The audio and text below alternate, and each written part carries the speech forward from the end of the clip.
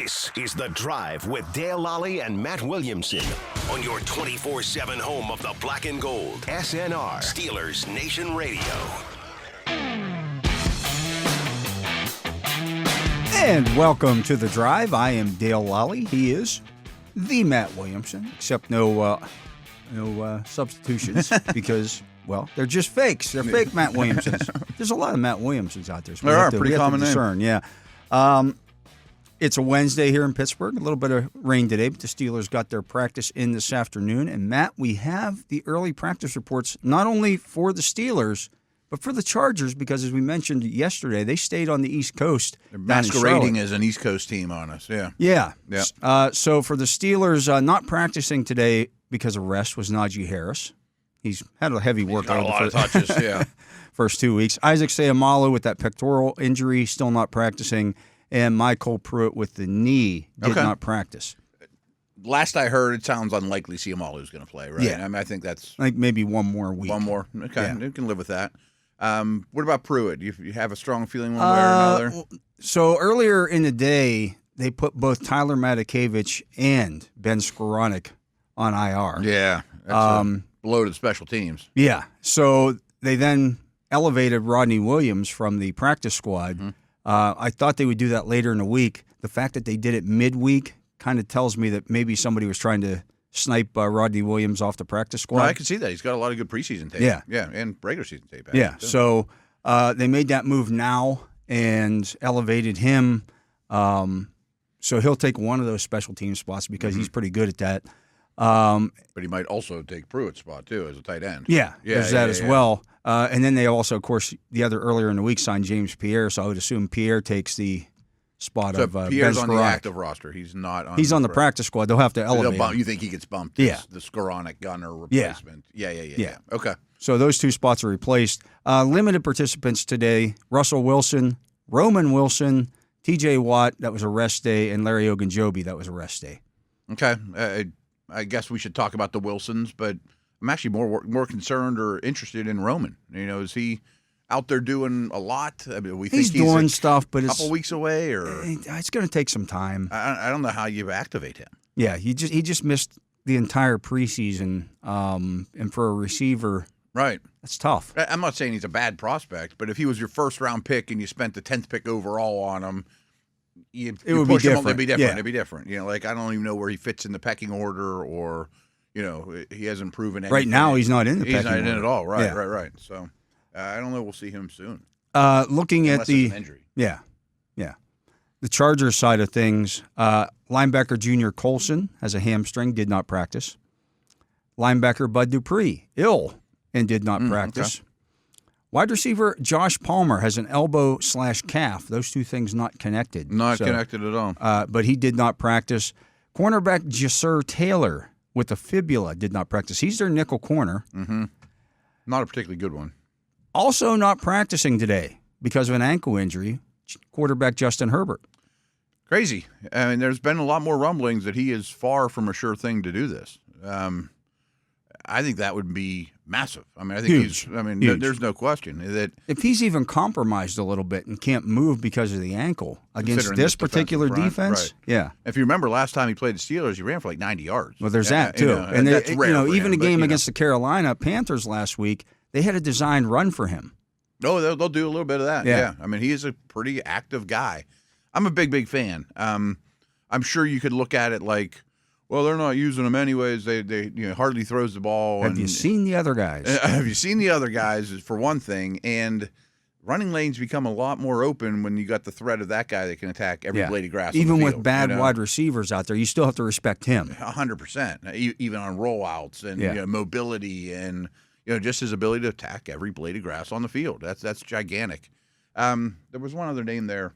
Oh, Palmer. Palmer's been playing a lot of snaps, but it's becoming more and more clear that he's 3 on the pecking order, and I think some of it is because of injuries. Yeah. He's fighting through stuff right now. But McConkey and Johnston are the ones that are getting more action. They've only thrown the ball 47 times in their first 2 games. Linebacker Joey Bosa has a hip injury. He was limited today. That limited him last week throughout the course of the week, and he ended up playing, although I don't know that he was particularly effective in that game. He's been really good against the run. Yeah. But he hasn't been a dominant pass rusher this season. Safety Aloy Gilman with a knee was limited. And that's a starter. It's a good player. Tight end Hayden Hurst with an ankle was limited. Okay, we're That's talking starting about lack tight of end. receivers. He's the receiving tight end. Yeah. I mean, if he runs a lot more routes than Dwelly. And outside linebacker Khalil Mack, the other bookend to Bosa, he was given a day off for rest. Okay. So- I was wondering how much that Bosa thing is rest as well. I know he's battling something, but he has a long history of not practicing Wednesdays and Thursdays, too. He's had a lot of injuries in his career. I destroy his name, but the third edge guy, he was a second-round pick from USC, to top below. Is a pretty good player. I mean, he's kind of like their Herbig.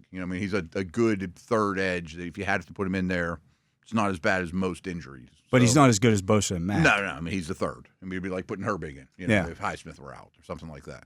And one of the things that you worry about if you did have to play Herbig for the Steelers, on the Steelers side of things, is how he holds up play after play against the run. Sure.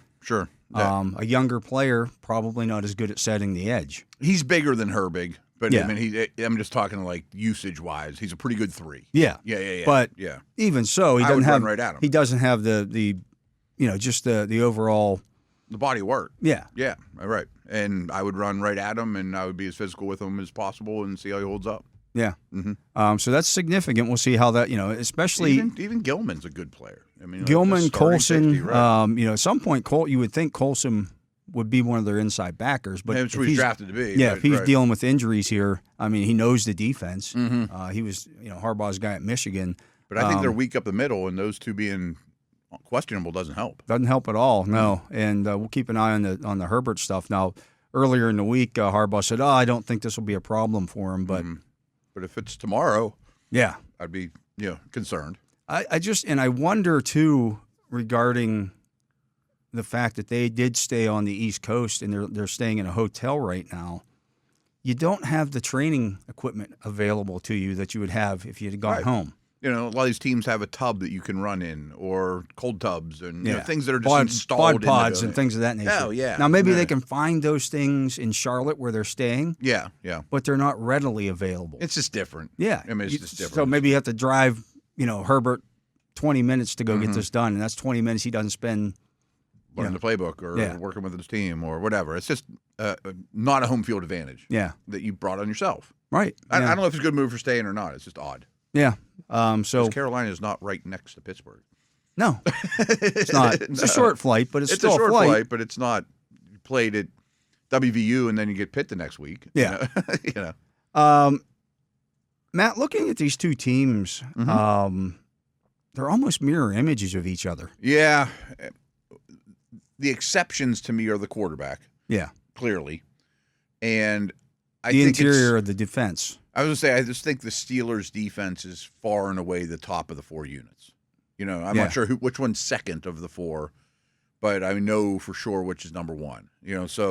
But that's going to go against Herbert. Like the thing that they have the Steelers don't is a really good quarterback. I don't think the Chargers' D is bad. The numbers are phenomenal. Yeah, they're off. But that's weird. But I would take the Steelers 10 million out of 10 million over the Chargers defense. I watched the Chargers game It's a hard watch. against Carolina. It's almost like one team's not professional. That's a good way to put it because they can't do anything. And even the few times that they did make a play, immediately a flag came out and it was like, okay, that negates that. Yeah. It's just a bad football team. I mean, Bryce Young is small. We know that. Yeah. But he looks tiny. He plays really little. He had to jump to throw. He jumps lot. to throw passes a lot. A lot. That's new. I don't remember that at Bama. I don't remember that last year. I mean, I assume people are playing him different that are really disrupting his throwing lanes and playing to his side. I don't know, but it's. I hadn't seen that, and I'm like, what did I just see that? And then he did it again a couple plays later. I'm like, okay. Yeah, and rarely completes those Yeah. balls. I mean, it's not how you're supposed. Patrick Mahomes gets away with that. Aaron Rodgers gets away with that. With throwing with no feet on the ground. Yeah. But it's not the way you draw it up. I mean, that's a disaster. I'm sure Dalton will be better for them. It has to be. Yeah. But we were talking about this off the air. Their defense might be the worst in the league. It's really bad. It's really bad. Yeah. Yeah. And their best guy's injured. They just Chargers should do that to them. the Chargers did pretty much whatever they wanted to do in that game against them, and even at that, they missed an extra point. Yeah. Herbert threw a bad interception. I don't think Herbert's played great. I don't think I'm he a has huge either. fan, but I don't think he's played Threw great. threw some balls at people's feet that I'm like, where was he throwing that to? Like, Oh, that's another advantage, and you pointed this out too. It's only 2 games, so it's not as distinct, but Steelers better on special teams. yeah, I think that's pretty clear. yeah. Even with new punter. They've also given up some punt return yards, and I noticed, and I don't. Austin's looked good as a returner. Yeah, I he's mean, he's had been a couple- close. yeah, They've had a he's been couple of close. penalties that have negated some Yeah, stuff. yeah. Mike Tomlin talked about that on Tuesday. They have to clean that up. But watching the kickoffs, Dicker was struggling to put the ball in the end zone. Dicker, their kicker. Dicker the kicker, yeah. And Which is rare. I mean, it's not a windy. It wasn't a particularly windy day. Yeah, it's Carolina. It was Carolina. It's not bad weather. It surprises me he that puts the everyone. ball 2 yards deep into the end zone to Cordell Patterson. I think he's coming Patterson's out there, bringing right? it out. I bet Warren will too. Yeah. It's something to pay attention to for sure. I mean, Boswell's definitely better than Dicker. Yeah. I mean, clearly. And I think coverage units are better, although Steelers had 2 major injuries on special teams. And it's going to shuffle things around a little bit. We haven't gotten to see Cordell Patterson return a kick yet. In fact, the Steelers have only had one, and that was a squib kick last week to Jalen Warren. Yeah. I think teams fear Cordell Patterson. I do too. I also think a lot of teams are ignoring the new kickoff rules and just blasting it in the end zone. But I would love to see Patterson get his hands on the ball in that capacity and see what it looks like. Yeah, I think that's We've coming. kind of robbed it out of it. It's definitely coming. We Yeah, just haven't especially, robbed it so everybody far. talked about the back end of the Steelers' schedule. Mm-hmm. Well, the back end of the Steelers' schedule has a lot of games in the Northeast. Yes. Yep. You're not going to be able to pump the ball into the end zone consistently, and at some point, Cordell Patterson is going to be a factor. Yeah, and we talked this new kickoff rule to death, and it feels like kind of much ado about nothing. But a great point you had, from the start on this thing is you can't always just blast it out of the end zone. No. The game in Buffalo that ended the Steelers season, if that rule existed, you would have put it in play every time. Yeah. I mean, no doubt. Yeah, so the Chargers, I should say, have had 4 kicks returned against them already this year. Oh, have they? So keep an eye on that. Okay. Hopefully he is short. I mean, that'd be great. Yeah. I'd love to see Patterson get 3 opportunities, 2 It'd be opportunities. nice, yeah. Right. I mean, at this point, it's he's been more of a deterrent than a real weapon. Yeah. But at some point, he will be a weapon. And the Steeler defense doesn't allow for many kickoffs either. Yeah. Well, there's that. And there's not many teams kicking Yeah. off. Yeah. Yeah, there's They're that. only guaranteed 1. But yeah, both teams want to run the ball. The Chargers have run the ball 41 times or 77 times in their first 2 games. The Steelers have run it 71. I think we need to talk about Dobbins a little bit. It's crazy. It's crazy. I mean, the Herbert stuff's unreal to me too. I mean, he's almost throwing the ball half as much as his career average. He averaged, I think, 277 yards passing over the first 3 or 4 years of his career. He hasn't thrown for over 150 thus far this season. I know. And part of it's because he's not playing great, but some of it's just because he's attempted 46 passes, and he used to average 39 a game. Yeah. It's like night and day. So I don't know. I mean, he threw 28 times, and he has 130 yards receiving or passing and 155 yards passing. Yeah. Winning efforts. Right. You're not You'll take complaining. it. Right. And I think sometimes because of the fantasy football aspect of everything, people look at that and go, well, he didn't have this guy didn't have a good game or that guy didn't. I heard it. I've seen people talk about it with Russell Wilson last year when, because I've made mention, they beat Buffalo, Kansas City, and Green Bay 3 weeks in a row. Yeah. Well, he only threw for 125 yards against Kansas City. It was 125 yards and a touchdown in a win over the Chiefs. Yeah, right. What's wrong with that? If that's what you needed to do on that particular day and you didn't turn the ball over, Yeah. that was a winning quarterback situation. Absolutely. You don't. How many? I bet You more. don't want to get into a shootout with the Chiefs. No, I bet most 400 or more than 50% of 400-yard passers are losers. Yeah. I mean, I'm sure that's true. Yeah. I mean, we do it every week when we look at the leading passers of the week on Mondays. Most of probably 3/4 of the guys who throw for more than 300 yards, especially in today's NFL, Yeah, it's rare. you lost the game. Yeah, because it's rare to happen and it's out of context or, because you have to. Yeah. I mean, Saints threw the ball 16 times. Nobody 40-some points. nobody wants to do it anymore because everybody's playing two high safeties. Yeah. And you just run the football against that. Yep. And I wonder how much of that we'll see in this game, though. Like Derwin's a really good player, but am I putting him in too high against a heavy run team? Probably not. Probably not. I had a real good conversation with Mark Madden Monday. He was asking me about Minka, and he said, his view on it was, well, he always thinks Minka isn't playing well. Well, he wants to see him do more. Like come down and play man coverage against tight ends and blah blah blah blah. And I'm like, that makes sense because he can. He's really good at everything. But he's also really good as a deterrent on the back end. That's what I'm saying. Is if he can do the work of two high safeties by being in the middle, he's like an extra player almost. Yeah. Or if he's a player and a half. I mean, that's the beauty of him. So I don't know you're going to see a lot of too high from the Steelers. No, and I think if you look back again at that Carolina game, really Herbert only went deep one time, and that was for the 31-yard touchdown, and he kind of threw that too far inside. It wasn't a great throw. It wasn't a great throw. If he throws that one with Minka Fitzpatrick back there, might get his hand it on might get picked. Or worse. Yeah. Dobbins is the guy you worry about. Yeah. I mean, Herbert scares me to no end just because Harbaugh knows he's good, or he wouldn't have taken the job. Right. I mean, he just hasn't unleashed that. Dobbins is averaging 9.9 yards a carry. Insane. And so many of his runs are from the big long ones, like a high portion or the 10-yarders or longer. But he also has an insane yards before first contact. They're opening big holes for him, and he is exploding. The crazy thing, though, Matt, is that Gus Edwards is averaging 2.9 yards a carry. That's not even close. Yeah. Hassan Haskins, their third back, is averaging 3.7 yards a carry.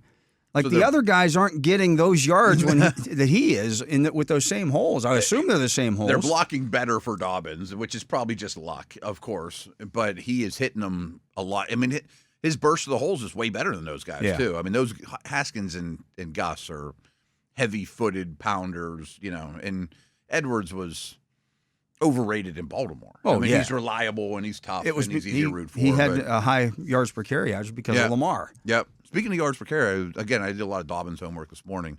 He is the highest yards per carry in NFL history. For his career? For his career. I mean, he hasn't played that many games. He hasn't played that many games. Yeah. Whatever the qualifier is, I read that today because in Baltimore it was inflated with Lamar. Yeah. They all have really high ones. I think it was Jamal Charles was like 6.1. Yeah, and he's like right around there now. Yeah. I mean, because he's at 9.9 through 2 games, and he hasn't played that many games. I'll be shocked if it's 9.9 after anything above 9.9 after this game, but he's a good back. But he's a good back. Both of us liked him a lot. Kind of wouldn't have minded if he'd end up a Steeler that year. That was the Claypool year. But his big play stuff scares me. Yeah. He can't allow the big runs. No, absolutely not. Let's get to a break. He is the Matt Williamson. I am Dale Lolley. And, of course, you're listening to The Drive here on the Steelers Audio Network. You can check out all of our stuff here on the Steelers, all of our shows here on the Steelers Audio Network.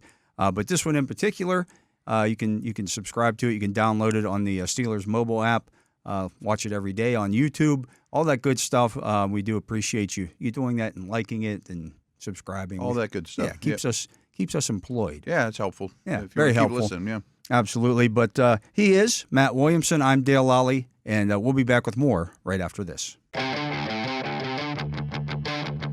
And welcome back. I'm Dale Lolley. He is the Matt Williamson, and this is The Drive on the Steelers Audio Network. And we're pleased to be joined now, as we will be every Wednesday for the rest of the season, by the Lord of living in his fears, Bob Labriola. How you doing, Bob? How are my subjects in my fiefdom? Couldn't be better. Could not be better. The Steelers off to a 2-0 start. Bob, are you living in your fears again this week? No, I mean, it seems that what I've been spending most of my time doing is trying to tamp down some of the fears of the fan base. But as you mentioned, 2-0 is 2-0, and as the late great Tunch Ilkin always used to say, if you can't beat the stiffs, you are one. So even if we would go as far as to consider the Falcons and the Broncos stiffs, the Steelers did what was necessary, to be 2-0 for the first time since 2020. And let me say this, just throw this in, a reality of the league is the Falcons didn't look like stiffs when they beat the Eagles. So there's that. Yeah, Matt and I talked change. about that Tuesday for sure, that maybe that Steelers win over Atlanta looks a little bit better after they went into Philadelphia and shocked the Eagles. Well, how about this, too?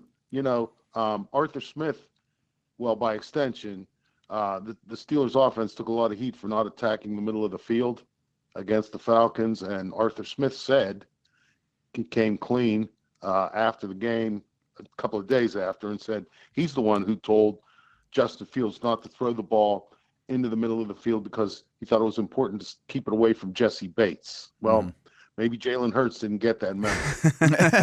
Seriously, because who sealed the game for the Falcons with an interception? Yep. Jesse Bates. Yeah, if you looked at it, between Bates and Simmons, I think they have 50 career interceptions.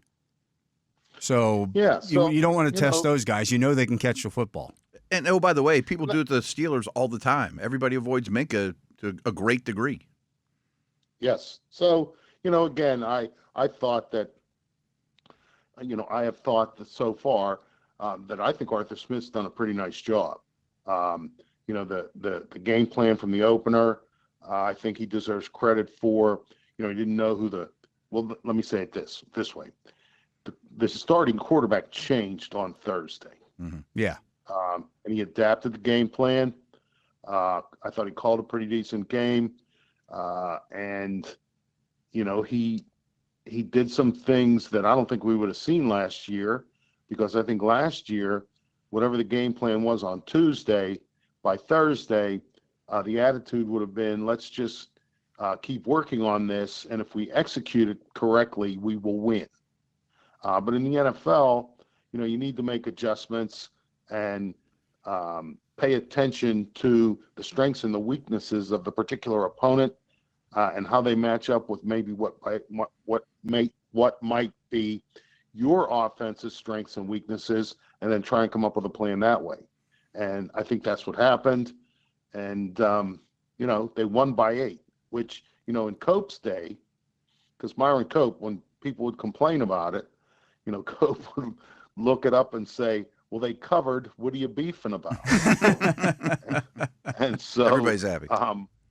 Right. Everybody should. Well, they should be happy. Let's put it that way. Yep. Unless they took the over. Well, although why you would take the over in a Steelers road game is beyond me, because there's a pretty good track record of. I don't know what number is this week either, but I think I'm leaning under on that too. Yeah. Yeah, I mean, and there are a lot of different ways of, betting on things now that it's legal and all that stuff. But, I was just pointing to. Well, I understand what you're saying, but there's always somebody that's going to be unhappy about something. Well, yeah, I guess that's, safe as to Bill say. Cowher would say, that's an accurate statement. Sticking on the offensive side of the ball, Bob, what are you thinking of this? The young offensive linemen so far, most notably Fatanu in his first start and Frazier. I'm going to kind of take a knee on part of this because I don't know enough about offensive line play to give you any detailed analysis. I mean, I just don't. But I think that things that I have heard and things that people have told me, Zach Frazier is.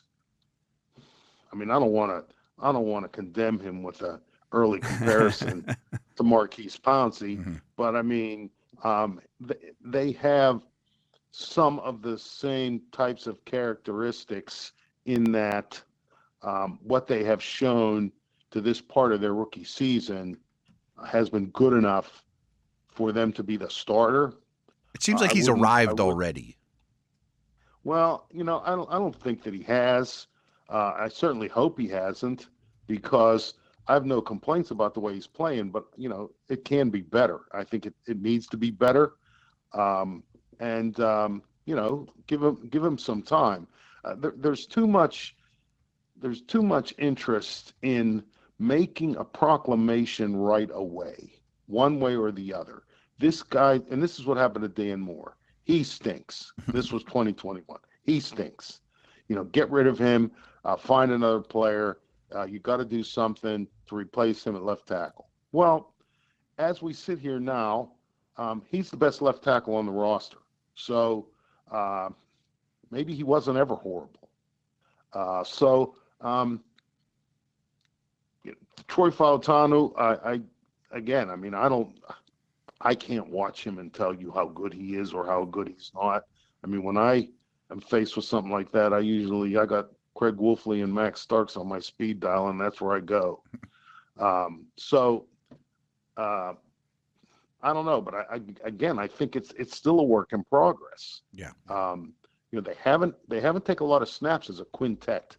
The five guys that are going to start the game against the Chargers haven't taken a lot of, certainly not game reps, even preseason game reps. So there's still that's still a unit that's in development. But I like some of the things that I see, and I like the way that it seems to me that the running plays are geared to the kind of offensive linemen that the Steelers have. Now that Jaylen Warren is maybe a little bit more confident in the hamstring, and the coaches are confident in his hamstring, we'll see more of a 50-50, closer to 50-50 split in carries with Najee Harris. I think that will help the running game. Mm-hmm. And those tight ends they're interesting. I mean, I'm a big Darnell Washington fan, and I will defer to Arthur Smith's expertise in how to deploy those guys. So, yes, they've only scored one touchdown. I mean, we can list all of the things that haven't happened, that need to be better, et cetera, et cetera. But as Mike Pursuta and I talk about all the time, it's not against the rules for people to get better and units to get better over the course of a season. And I know it's a coaching cliche, and people probably they're tired of hearing Mike Tomlin say it, but it's nice to be working on things when you're 2-0. Right. So, I'm going to be interested to see how it works on Sunday, to see if the running game and the pass protection, without penalties, maybe, you can then maybe have Justin Fields try some different things a little bit more and get into a little bit more of a rhythm on offense, make some first downs, possess the ball a little bit, and then maybe you can get into your playbook a little bit more and see what some kinds of things that different guys are capable of doing.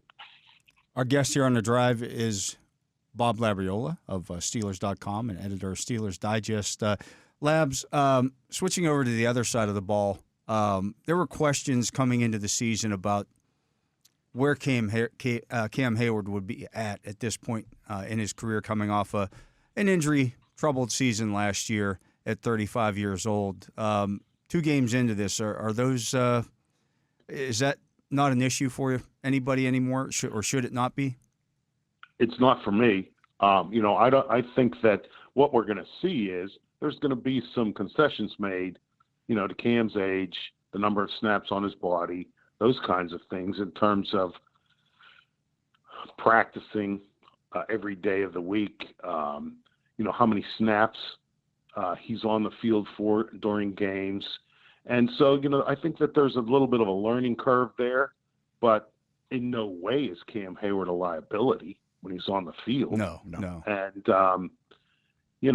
I still think that he has, from a physical aspect, he still seems to be strong, a bully, but in a good way. You're looking for that kind of thing a lot of in the center of your defensive line. He still has that. I still believe that Cam has, some of the savvy and those kind of things that allow him to pressure the quarterback, get in the passing lanes, be disruptive in that kind of way. So, and I do think that, Cam Hayward is a good guy to have on the field for you and a good guy to have in the locker room with you. And so I'm happy that the Steelers re-signed him. It looks like this is going to be the contract that takes him to the end of his career. And I'm happy about that. I just, fans, again, too much worrying about things. Who cares about the salary cap hit, for example? Right. Because you could always figure that out. Omar's a wizard at that stuff. It's not a onerous contract that is going to, cripple the team moving forward or anything. So I don't care what he's making. I think he's worth it, because then again, I'm not signing the checks. So it's easy to say he's worth it. But I believe that. I think that he is an asset, and it's better having him than having the cap space that you would have if you didn't sign him. I 100% agree, and I think he's played really, really well. And I'm curious if you agree with me, but I think the depth around him in that room, the defensive line room, is really going to be advantageous, if he starts to wear down a little bit, or Ogunjobi. I mean, I'm impressed with the defensive line depth. Yeah, I mean, they have some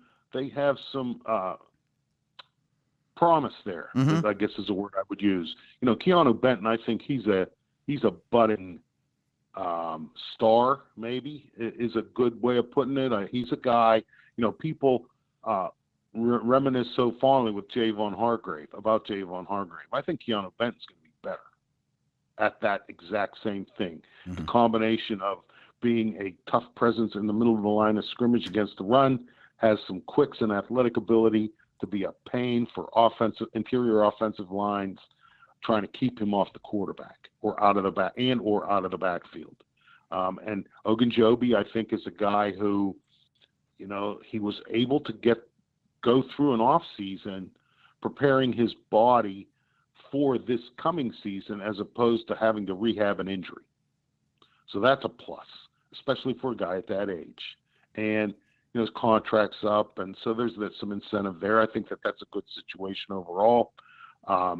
Dean Lowry, I think, is a guy who, as you mentioned, Matt, I think that, he gives the Steelers he can give them some quality snaps. And, you're looking for, I think, you need those guys to be good against the run and hold the interior of the pocket on pass rushes so that Highsmith, TJ Watt, and however Nick Herbig is worked in can work their magic. And then to me, that's an effective defensive line. It can be part of what I believe can be a top defense in the NFL. And again, I think that right now the defense is the reason they're winning, and the defensive line has been part of that defense. So yeah, I'm with you, Matt. I like the way the front has been performing. Mm-hmm. Absolutely. Well, they'll have their hands full this week with a really good Chargers offensive line. We'll see how that works out. Steelers, of course, have their home opener on Sunday at Acrisure Stadium against the Los Angeles Chargers, and Labs will be there. I'll be there with you, Labs, and looking forward to finally seeing you for a regular season game this year. It's been a long, strange trip here with two straight road games. Yeah, and it's been almost a month. The way the preseason ended August 24th, and then you have the mini bye, that is now part of the NFL calendar to open the season, and two road games. So yeah, it'll be just about, because the Sunday's September 22nd, and the last time was August 24th. So yeah, it's like a calendar month. That weird quirks in the schedule. Yeah, weird. Certainly nice to have two road wins under the belt too. Yes, absolutely. Yeah, can't discount that. Our guest has been Bob Labriola, editor of Steelers Digest and Steelers.com. Labs, we appreciate it. I'll see you on Sunday. And Matt and I are going to get to a break. We'll be back with the drive right after this. Welcome back. And Matt, looking here at a list of, let's put it this way. First of all, 167 modern-era players were nominated the Pro Football Hall of Fame released the list today. 7 Steelers on that list. Hines Ward. Good. Casey Hampton. Okay. James Ferrier. James Harrison. Mike Vrabel, who began his Yeah, career at the he was Steelers. drafted by the Steelers, right? Gary Anderson and fullback John Kuhn. Really? Yes. Okay. I don't like his chances. I know. I get it. Right. Nominate anybody Okay. to make the list here. The first-year eligible players who were nominated this year: Travis Frederick, Ryan Khalil, Joe Staley, Marshall Yonda, Eli Manning, Marshawn Lynch, Darren Sproles, Demarius Thomas, Vernon Davis, Delanie Walker, Luke Kuechly, Terrell Suggs, Antoine Bethea, Aqib Talib, Earl Thomas, and Adam Vinatieri. Yeah, he's going to clog things up. Yeah. They'll trim this down to 50 That's players. the next step, yeah. Yeah, in November. But I'm looking at some of the guys on this list, and I understand, again, anybody can John nominate. Kuhn's on the list. Anybody, Right. yeah, John Kuhn's on there. This list of tight ends: Ben Coates, Vernon Davis, Antonio Gates, Jeremy Shockey, Delanie Walker, and Wesley Walls. Heath Miller's better than all those guys. Not Gates. Well, not Gates, yeah. Gates, not Gates. I know we had this conversation a year ago when he was the up. rest of those, Ben Wesley Coates, Walls Vernon and Davis, right. Shockey, like He's on par or better than all those guys. I agree. Yeah, and he's in the top 10 all time in tight end catches. is he? I knew he was pretty high on the list. In addition to being a really good blocker as well. yeah, Like he's a part better, of good teams yeah. and right, 100%. First off, I was kind of embarrassed for the whole process that Gates didn't get in Yeah. year one. I mean, that's a slam dunk. The rest of that group, to me, has really no chance. Not that Miller would, but he should be in the same group. Right, he as should them. be mentioned. Yeah, I mean, Like, he's should be every nominated. bit the player those guys are. Yeah. Right. I think he gets overshadowed a little playing with Ben, playing with some other star players. Everyone thinks about the defense of that era. He's a really good football player. Yeah. I mean, even some of the defensive linemen on this list. It's John Abram, Jared Allen, Leroy Glover, Hampton, Robert Mathis, Chester McLaughlin, Haloti Ngata, Simeon Rice, Clyde Simmons, Justin Smith, Neil Smith, Henry Thomas, Justin Tuck, Ted Washington, Vince Wilfork, Jamal Williams, Kevin Williams, Pat Williams. Aaron Smith has never No, right. given any I know where you're going consideration. with that. Right. I mean, Wilfork will probably get in before Hampton. Yeah. Seymour got in. Smith can't even get on the list. Can't even get on the list. I'm just thinking about comps of the same style of defense and what they're asked to do, basically the same era. And I understand Smith's numbers aren't great, and I'm not suggesting he's a Hall of Famer, but he's also a really good player that was part of fantastic defenses and instrumental. Yeah. That's kind of what struck me as odd about this when I'm looking at this list, and I'm like, really? Somebody nominated that dude? I know. Or that guy? And I don't know. That's a little odd. Of the Steelers that are up, we've talked a lot of this. I mean, frankly, you've convinced me that Ward and Harrison have a better chance than I originally thought. They at least deserve to make it into the final 15 to be talked about. Yeah. Let someone, you or whomever, stand up on the table and say, let me at least give you their case. Yeah. I don't think either will get in, but they should be in that room. Yeah, when you look at some of the other guys, particularly some of the guys who've gotten in recent years. Yeah, there's some questionable ones lately. Yeah. And this seems like a decent class. I mean, I know Eli's going to get in. I don't think he should. I don't think he gets in first year, though. That'd be fine by me. Like Kuechly's an easy one to me. I think Kuechly's a layup. I assume Gates will get in year 2. Yeah. I like Earl Thomas's chance. Yonda will probably take 4 or 5 years, but because he's a guard. Because he's a guard, yeah. And he wasn't a first overall pick, Quentin Nelson type guy or whatever. I forget some of the other names you mentioned, but there were Suggs, I think, has a good shot. Yeah. Yeah. There's most year there's a slam dunk no brainer. To me, Kuechly is that. I don't know if everyone agrees with me. I just hope Adam Vinatieri doesn't keep a real football player like Yonda out of the Hall of Fame, or even out of the top 15 to be talked about. Right. Because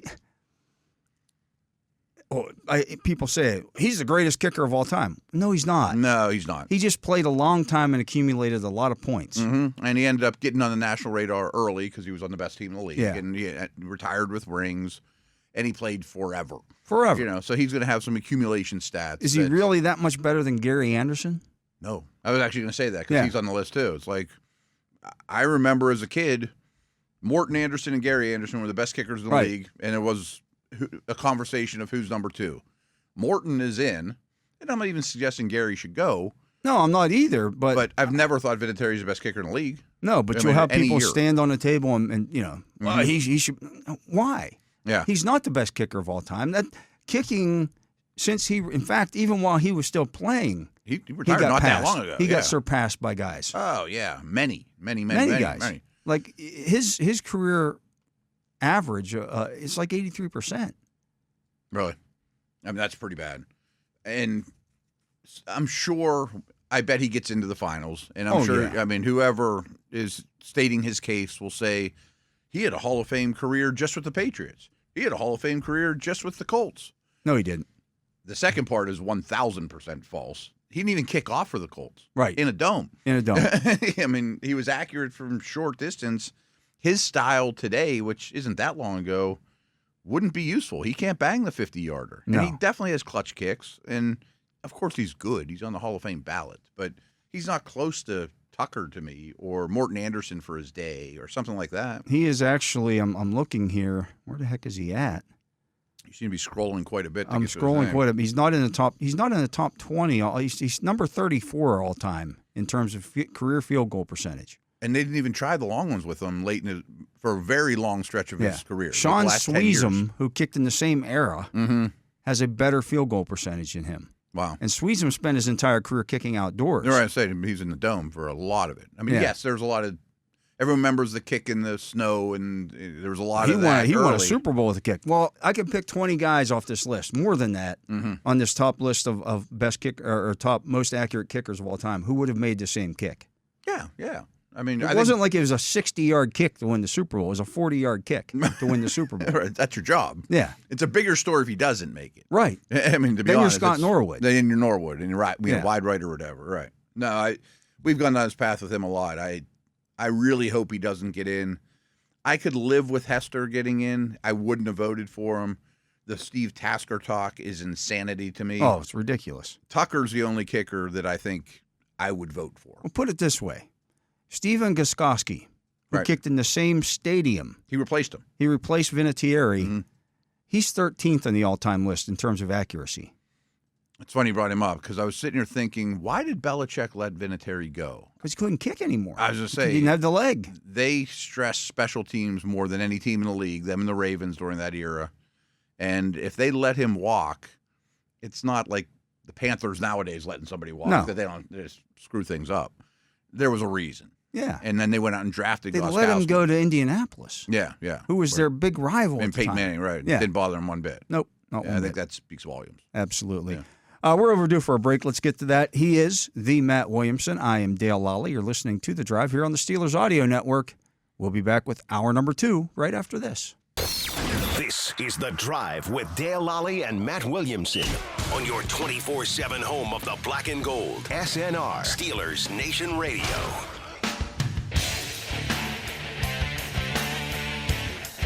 And we are back. I'm Dale Lolley. He is the Matt Williamson. And Matt, it is time here for the Fantasy Football Focus. And as we do on Wednesdays, we'll go through some of the injury reports from around some the league significant here. ones. See who's in, who's out. Yeah, yeah. Roma Dunze was limited today at practice for the Okay. Chicago Bears. And he played last week, but Keenan Allen didn't. Yeah. And I'm trying to think who they have this week. I don't remember, but they're going to need him. They're in bad shape right now. Yeah, they're a little beat up, and, well, quarterback still hasn't thrown a touchdown pass. They're playing against Richardson. That's right. They're the two quarterbacks that really having a hard time completing passes right now. Jerry Jeudy for the Browns has a knee. He practiced in full on Wednesday. Okay. See if I mean, he that's- probably isn't in your fantasy lineup, but he's a name. Yeah. How about Amari Cooper?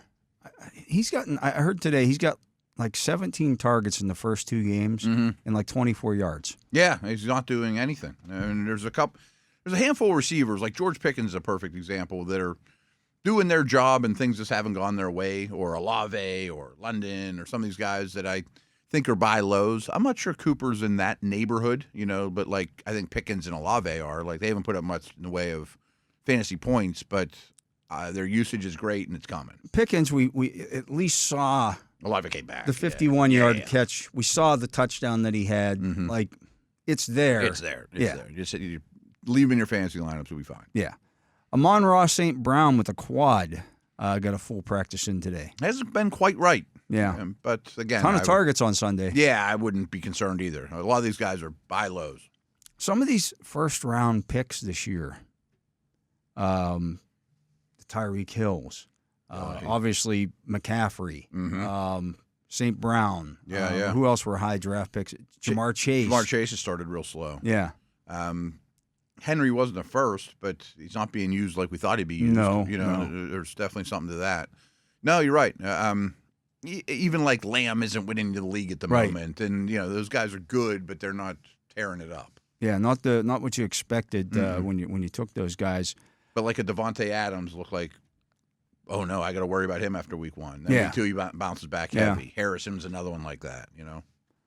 We mentioned Najee Harris missing practice today. That was just a day of rest for him for the Steelers. He's fine. He's gotten a heavy workload. And I think Warren coming back. I mean, I think Labs mentioned this. Probably in a good way for the Steelers, a bad way for your fantasy team.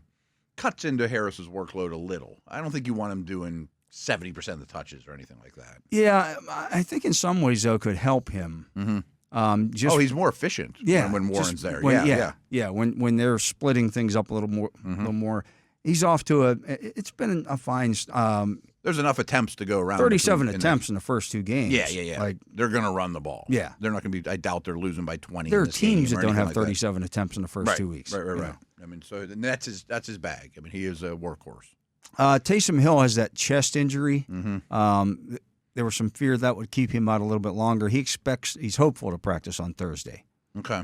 If he's tight end eligible, he's intriguing. Yeah. I mean, the offense scores a lot of points. I don't know what else he'd be eligible as, though. I know. It's goofy. The league that I'm with my buddies with is CBS. And when we drafted, he was considered a quarterback. And then we got an email the following Monday as a tight end, so I picked him up. Why not? Right. Yeah. I'm like, I got him for nothing. I haven't started him yet, but he's intriguing.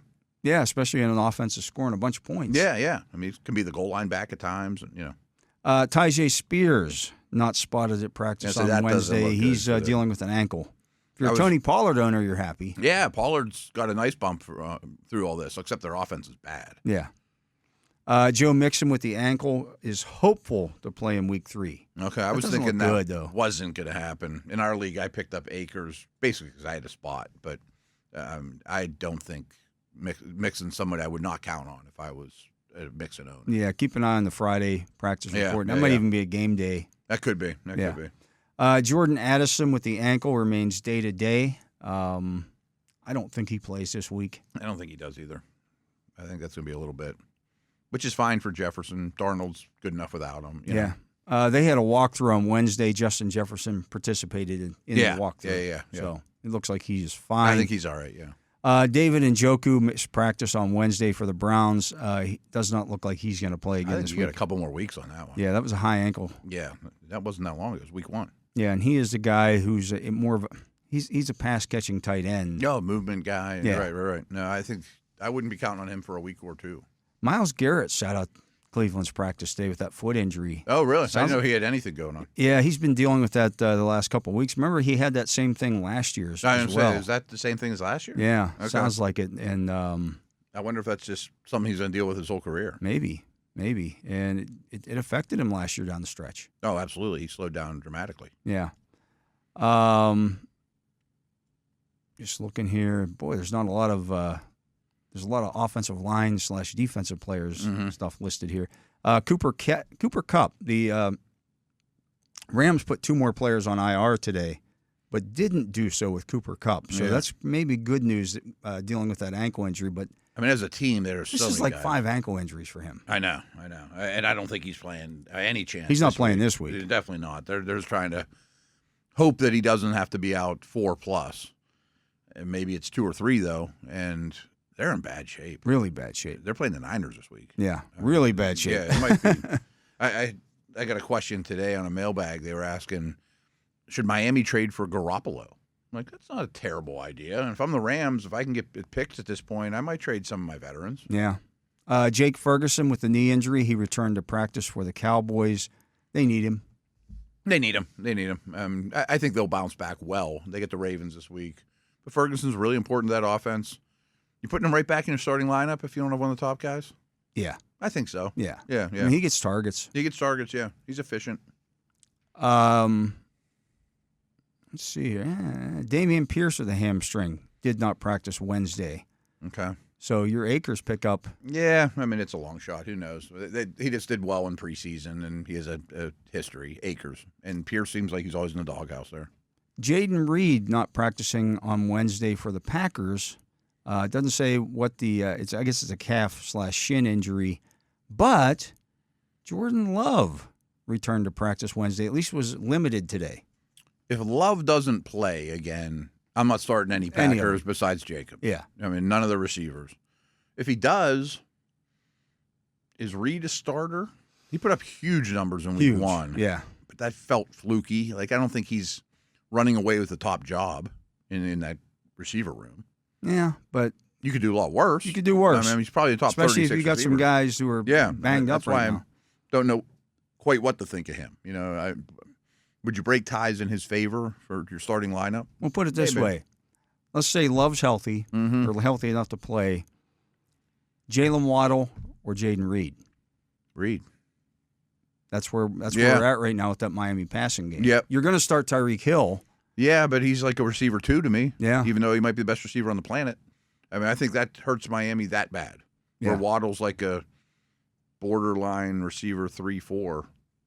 Reed's probably receiver 3. I think Tyreek Hill's a receiver 2. Yeah. Like, I bet I come with 12 names. I'd rather start than Tyreek right now. Speaking of the Dolphins, Raheem Mostert with that chest injury is, quote-unquote, progressing after sitting out last week's game. Okay. I don't know if they'll rush him back at all. Boy, their offense is not in great shape. Yeah. Keenan Allen with that heel I think injury. That means more for a Chan? Just because they're easy throws. I'm thinking more of the they rode him so hard. They tried that last week, and he's not a high volume guy. More is not more with him. The O-line is so bad too. Yeah. I mean, it's terrible. I think it's actually in contention for worst line in the league right now. Really bad. Yeah. Keenan Allen with that heel injury still not practicing. Okay. Older guy, I bet he doesn't rush back, but they need to get a win. Yeah. Isaiah Pacheco placed officially on IR. Yeah. That's going to be a while. Most people talking like Steele is going to be the guy to own, but I don't think he takes the exact Pacheco role. No, I mean, I think so it's either. much less. Yeah, they split that up a little bit. Yeah. Rashad White with a groin. He practiced on Wednesday. He has not been effective at all as a runner. No, I don't think he's a good running back. I think he's a good receiving back, but he's not a good running back. And used to blame the blocking. You know, that's why they draft a center and all that. Blocking's been okay. I mean, who's the rookie? Shipley's not there, right? No, it's the kid from Oregon State. Yes. Or Oregon. Yeah, not whatever. Ingram or whatever, but he's kind of intriguing to me too, even though I can't remember the dude's name.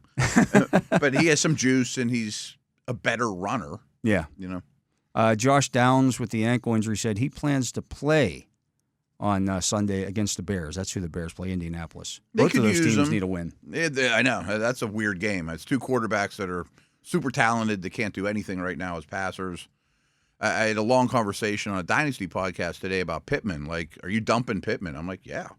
You know, these guys, because Downs is going to cut into Pittman. They're all volume dudes, and the quarterback's not hitting the layups. You know, like, if you're not going to be a big play specialist, and now another layup receiver and Downs comes in the mix, Pittman and Downs are a little redundant, even though they don't look the same or act the same. I'm just in terms of like where they're going to get targets. Yeah, it's interesting. It's just, as I mentioned before, some of these guys who were early picks in this year's fantasy draft. Yeah, are a little frightening or hard to hang your hat on right now. Absolutely. I mean, then there's also the injuries, the Cups and the Nakuas and A.J. Browns and those type of dudes. Bucky Irving. There it is, Bucky Irving, yeah. Right. I'd be interested in him. Yeah, absolutely. That's really kind of it right now in terms of what news is out there. Not a lot right now. Not a ton. I mean, I guess it's only Wednesday too, but some of these receivers, there are some injuries. I mean, they're drafted in the top couple rounds. McCaffrey, we've named a lot of them already, but guys who went in the top 3 rounds of your fantasy draft are concerning. There are some guys, though, I keep going back to London and Olave and Pickens, that I think their best days are yet to come. Yeah, I think so as well. I think they're in good shape. They're good players that are just haven't had the things go their way fantasy-wise yet. Yeah, absolutely. That's going to do it for the Fantasy Football Focus. He is Matt Williamson. I am Dale Lolley. You're listening to The Drive here on the Steelers Audio Network. We're going to get to a break. We'll be back with more right after this. This is The Drive with Dale Lolley and Matt Williamson on your 24/7 home of the black and gold. SNR, Steelers Nation Radio. And welcome back. I'm Dale Lolley. He is the Matt Williamson. And Matt, looking deeper into this Chargers team, some of the stuff that stands out to me is we know the Steelers haven't been real aggressive necessarily this season, throwing the ball down the field. They've had some stuff erased there. They've hit some stuff down the field, specifically to George Pickens, who's averaging 14.3 yards a catch, which is good. Yeah, real good. But I look at this Chargers team. They're averaging 8.8 yards per completion this season. A lot of short stuff. A lot of short stuff. Justin Herbert's 6 yards per attempt. Yeah. Justin Fields thus far is 6.4 yards per attempt. Now, we've watched, Steeler fans have watched what the Steelers have done throwing the football. Herbert's attempted even less than that. Right. And I do think part of it is good coaching. Like if we were, talking Chargers, you have the game in hand. Why put the ball in harm's way? Much like Steelers Denver, you're playing against a really inept Carolina team. So I wonder, that's a big thing I keep coming back to, and I would be worried with Herbert being a little banged up if I'm them, because I don't think you can just do that in this game. I don't think both teams are just going to throw short, happy if you punt, be the last man standing. They might. I mean, I think both these coaches believe in that, and if you're the more physical team and make fewer mistakes and don't beat yourself, that you can certainly win this game that way, but it won't be as easy sledding as it was for the first 2 weeks for the Chargers offense. That's for sure.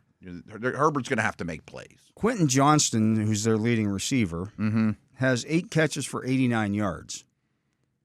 That includes a 29-yard touchdown catch last week. Yeah. His other catches, it's 7 catches for 60 yards. Yeah. Lad McConkey has 7 catches for 65 yards. A lot of big tight end presence. Yeah.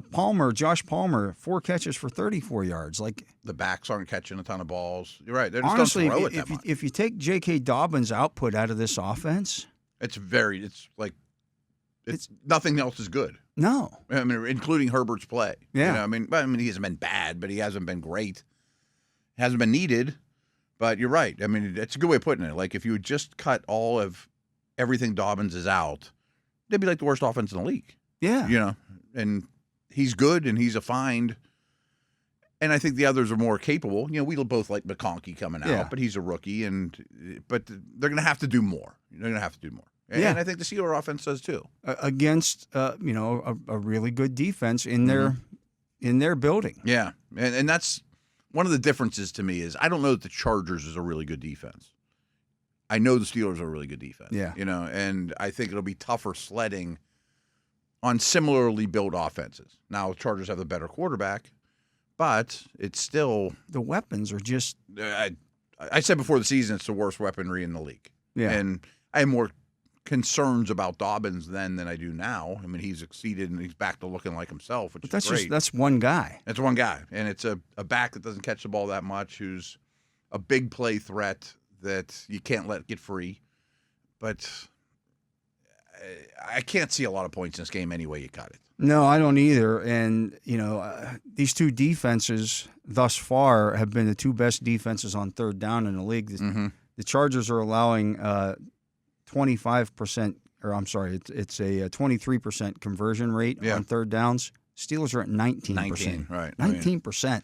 So I'm going to look it up real quick. And it kind of goes to what you were speaking with their offense, too, in that they haven't been very good on first down and second down. And there's no negatives, but they get to third down a lot.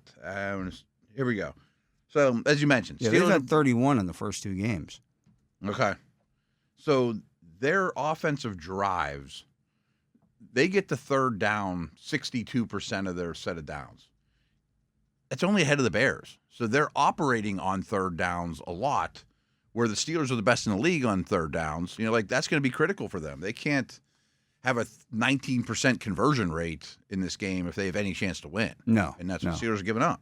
Yeah, I think, whoever wins that particular battle on third downs offensively probably wins this game. Yes. And the other one I saw, too, is only the Chargers have a better red zone defense than the Steelers. Yeah. So these teams that haven't scored a lot of touchdowns, when you get down tight, probably won't score a lot of touchdowns. Yeah. And then, who has the better kicker? Mm-hmm. The Steelers, I think. Home field helps. Yeah. I definitely think there's a better chance for defensive splash when the Chargers have the ball than the other way around. Now, Fields has done a remarkable job of protecting the football. Will that keep up? If he has to do a little more, if he has to do 25% more than he's been asked to win this game, that they're down 7 with going into the fourth quarter, will those lack of sacks and interceptable passes and fumbles that he's been really good at doing, will they show up like he did in Chicago? Or I'm not saying they're out of his system, or is he starting to reel it in and understand when to hold him, when to fold him? Yeah, the thing that concerns me with that are the two edge guys. Absolutely. Yeah. I mean, they're dangerous. They're veterans, getting the ball out. Steelers tackles are not a strength of the team at the moment. I mean, they're beatable, that's for sure. But I do think the tight ends will help them a lot. Yeah. And I think that Harbaugh as well is going to have tight end, much like Peyton did, is not going to let Watt just tee off one-on-one, even as good as Alt looks. I don't think he's going to leave his tackles on islands. Well, I think he might Slater, but I think he's going to help on Watt a lot. But that doesn't – I mean, I think the problem is their interior guys, particularly on the right side, aren't good. And if Herbert's mobility is compromised, it's a foot or a knee or something, right? It's an ankle. Ankle. Yeah. It's something lower body, some kind of movement stuff. Even just his movement in the pocket, avoiding Cam Hayward, ducking to the side, rolling out. If they know that things like rollouts and boots aren't part of the package, that makes Watson Highsmith's job so much easier. So I like where the Steelers are at in this game. I think it'll be a really telling game.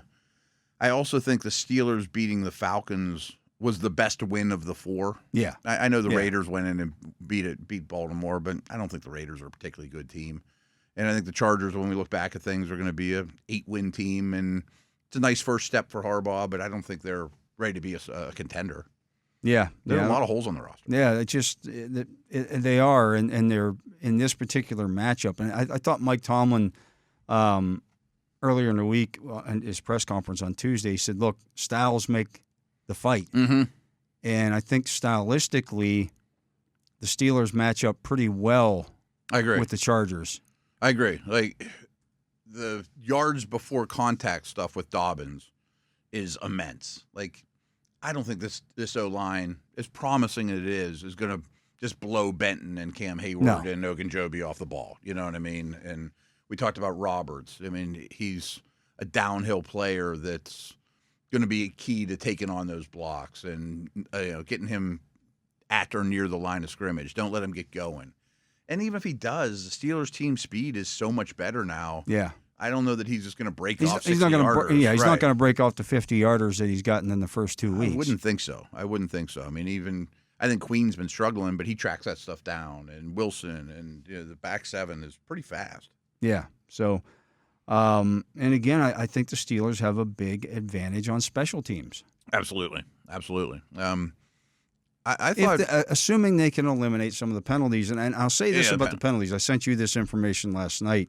It's insane. Clete Blakeman's crew, in particular, but yeah, who did the Denver game last week, in 2 weeks into this season, are averaging over 20 penalties per game. No other crew in the league is averaging more than I think it's 15.5. They're 5 penalties per game. Yeah, more than anybody else. 50 yards and 50 penalty yards per game more than anybody else, and they've called 13 holding penalties in 2 games. Wow. And they could have called a million more on Garrett Bowles, but side Yeah, note, and none of the holding penalties that were called on Sunday involved T.J. Watt or Alex Highsmith. Which is just, to me, just sort of bad officiating. Like, you're not the story here. You sent some amazing stuff that just penalties in the league are up heavily. Like, they've gone up the last year or so, but this jump from last year to this year already is monumental. I mean, and so my guess is week 2, all the laundry on the field wasn't a Steeler or Bronco thing, more of a cleat thing. Yeah. But they do need to cut down on the penalties. Oh, there's no doubt. Yeah, they have to be better with that. Mm-hmm. And if they are better with that, this is a team last year that averaged like 5 penalties per game. Yeah, this is not a historic thing, historic problem for them. But other than that, I think they've been pretty clean. I mean, there's been some procedural stuff offensively, too, that hasn't been great. But I think that's a lot of new bodies, a new system, a backup quarterback, those type of things. But this game's not an easy one to analyze because they both kind of want to do the same thing. Yeah. No, neither one's going to throw it around the yard. A lot of their stats through 2 games are very similar. Like you're first in this and I'm second in it, or tight end usage is high, things like that. So I wonder, these are good coaches that have won a lot of football games, Harbaugh at different levels. Are they going to do something? Are they going to zag instead of zig in this game? I bet not. I bet they both just say, we're getting in a bare knuckle fight in the middle of the ring, and you hit me, then I hit you, and you hit me, and whoever stands at the end is going to be the winner. And I like Steelers' chances. Yeah, I think because these guys are both good football coaches, they know how to play to the strengths of what they have. Right. And I think that's why Herbert isn't throwing the ball down the field. I think Harbaugh knows, hey, we don't have the horses on the outside to do that. Yep. And I bet he knows deep down, I don't know if I have a good defense or not. Like I have 2 good edge pass rushers. Corners aren't bad. But if I get into a slugfest where they're just running up the gut on me and I need my big men to, shut things down, can I count on that? I don't know that he can. Yeah, I don't know that they can either. And again, he's been around this long enough. He knows that that's just the reality of it. But to your point, he does have the better quarterback. He does. And again, that's the kind of the trump card sometimes. I was calling that the wild card today. Like, we just don't know. The fact he's injured isn't great, but, hey, Justin, you got to go win this one. All right. I've done that before. I have all the capabilities of it. Where if the Steelers get in that position with Fields, it would be different if he were to put the team on his back. It'd probably be as a runner and a big play downfield or something like that. But you'd be a lot less trustworthy in him than Herbert for sure. But as bad as the Steelers' pass catchers are, the 2 best pass catchers in this game are on the Steelers team. I agree. And it's Pickens and Freiermuth are the 2 best pass catchers. No doubt. And Pickens is a distant first. Yeah. And they don't have a Surtain or a Terrell. I think he's going to have a huge game. Yeah. They like their corners. They're good players. I don't think anybody follows or shadows Pickens this week. I think they just kind of play their schemes like most teams do. And Pickens has been so close, and I keep talking about fantasy. Like, to me, he's like the biggest buy low in the world right now because they're scheming him up. He looks better than ever. He looks more dangerous. He got the better of Surtain a lot, and that is a really difficult accomplishment. It's a tall task, and he accomplished it.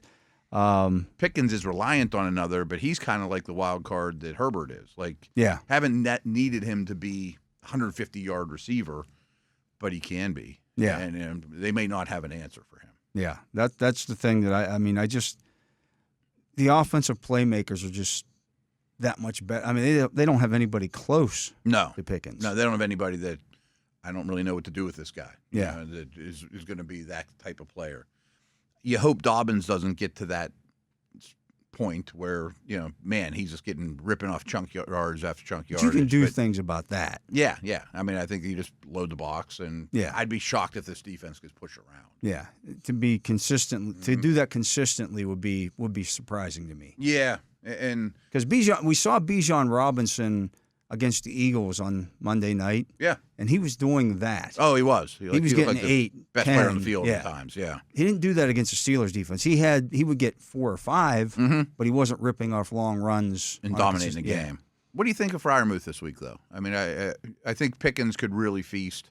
I don't think Derwin James is going to follow him around. I don't think he will either. Yeah. And I think the middle of the field is somewhat, it's average at best. I mean, their safeties are good. The linebackers aren't great. Well, here's the thing. So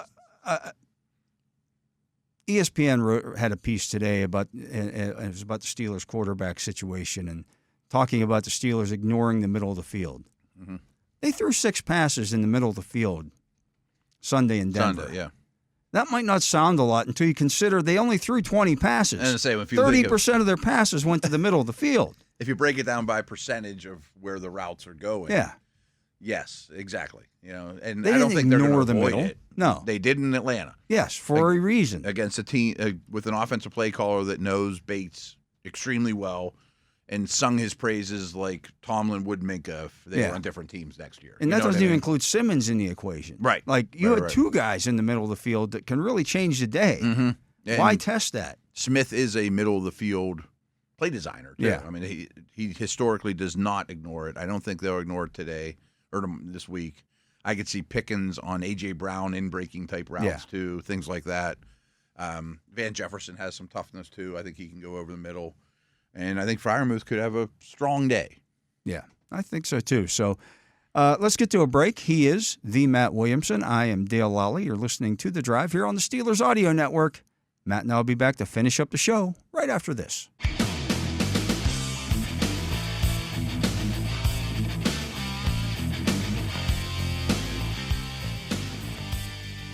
Welcome back. I'm Dale Lolley. He is the Matt Williamson. And Matt, earlier today I had a chance to catch up with Landon Roberts in the locker room, and this seems like a Landon Roberts type of game this week. I absolutely think so. I think it's going to be more physical team wins, downhill linebacking, getting Dobbins' feet stopped before the line of scrimmage, taking on Zion Johnson in the hole. I mean, Roberts-type stuff. And like the Steelers, they play a lot of tight ends on the field. They're not going to live in 11. They got a 300-pound fullback. Yeah, right.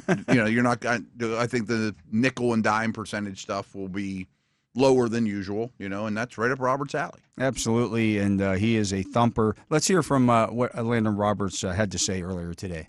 You gonna need those on Sunday? Huh? You gonna need those on Sunday? Yeah, I need them every Sunday. My wife don't let me play without pass no more. I mean, it's gonna be that kind of game, isn't it? Yeah, man. They hard-nosed team. They built the right way. It's evident on film, that they want to run the ball. They got a great quarterback, great compliments and stuff like that. We're dealing with their offense. They special team unit play together, and I feel like their defense is one of the top. I kind of looked at them from a whole spectrum. So, they're well. It's going to be a 60-minute game. Someone predicted 12-11. Someone predicted a 12-11 final. These other games are kind of like the same kind of thing, and fans are complaining. The purists kind of love it, don't they? Man, I feel like at the end of the day, as long as there's a W behind that 12-11, then that's all you want. You can't get caught up in, outside noise. You going against many 300-pound fullbacks? Yeah. Old buddy at the Ravens. Yeah, so nothing. I mean, I go against O-linemen. I was just saying, they like 300. So I don't. He's physical. Even the fullback at the Ravens physical, but I just think that's a part of our job. You know what I'm saying, and stuff like that. So yeah. Are you guys looking forward that they've run the ball a lot and well? Are you guys looking forward to that as a defense? Oh, most definitely. I think as a defense, like any defense in the league, you look at that challenge and you want to attack it. You know what I'm saying? Like I said, it's no surprise you cut on the film. Man, these guys are running the ball and they're running it well, and stuff like that. And they're just not running out of big personnel. You know what I'm saying? They running a little bit out of 11 and whatnot. So, yeah, man, like I said, it's going to be a 60-minute game. It's a good opponent coming into, Acrisure, so we're going to need our fans in there very loudly. You know what I'm saying? Is old school football coming back around? You see it. They running the ball now in this league, no? I think sometimes you try to take it out, but that's what football is built off of. You know, so you're not going to take that physicality out of the game, you know, and stuff like that. And running backs is very valued in this league, you know. No matter how people may feel, you know, running backs, you know, their value is going to be seen, you know, period. And that's why you got guys doing what they're doing, you know, and stuff like that. So, yeah. So the linebackers, right? Oh, yeah, most definitely. Most definitely. I didn't want to toot the linebackers' horn, so I just gave it to the running backs. But, yeah, like I said, man, you can't take that part out of the game and whatnot. And I don't think it'll go too far from the game. And I don't think it's all the way out because I do think that you got them type of guys, you know, and that's even still playing every down. I mean, my guy, Jawan Bentley, obviously, you know, he just tore his pec out for the year in New England, but he's one of them guys, you know, he'll come down, he'll hit you. He's a bigger guy, you know, and, you know, he's the heart of that defense over there, you know what I'm saying, and stuff like that. So, like I said, you still got them, the linebacker guys that's in this league and whatnot. And I think it's going to continue to be in this league. Landon, how good's your front playing in front of you guys, the line? Say it again. Your D-line, how well was they able to play in this first? I think first two games, man, I think as an entire defense, you know, we've been putting some good things on film, but it just got to continue. It's just the first quarter of the season. Right now, you still building your identity. You still coming together as a unit, you know, and stuff like that. And that's not an excuse to play bad ball, but I'm just saying, like, you know, right now it's the first quarter of the year. You know, I done seen teams look great the first quarter, and then the fourth quarter come in, you're like, dang, what happened? So right now we just got to keep controlling what we control, and that's taking it 1 week at a time, not looking ahead, and just continuing to build the fundamentals of our defense. Mike Tomlin made a comment, I think it was over the weekend, about how he expects the defense. That was Steelers inside linebacker Landon Roberts with the assembled media earlier today, and he's always fun to talk to. He's an interesting dude. I think he sets the tone. Not him alone, but I think he helped set the tone for the whole team. I was so impressed with the way he played late last year when he was the last man standing and had to do everything, and he was not a liability at all. When they signed him, I thought, this is a hard-nosed Steeler-type dude, but, man, you don't want him out there on passing downs, things like that. Doesn't have great range, and he was better in those capacities than I thought. Yeah, really good football player. He is. And just a good all-around dude, too. Yeah, so, yeah. Good talker. Somebody who I think is good in the locker room, is a good presence in the locker room as well. But, Matt, that's going to do it for our show today. All right. So, for my partner, Matt Williamson, for Brian LaMartine here on site, keeping us on the air, Tyler Vittmeyer, keeping the video going here. Hey, check that out on YouTube. Of course, you can also download the Steelers mobile app and follow the show along on there as well. Subscribe to the show there. But I'm Dale Lolley. We thank you for listening to this edition of The Drive on the Steelers Audio Network. We bleed black and gold. This is the Pittsburgh Steelers Audio Network.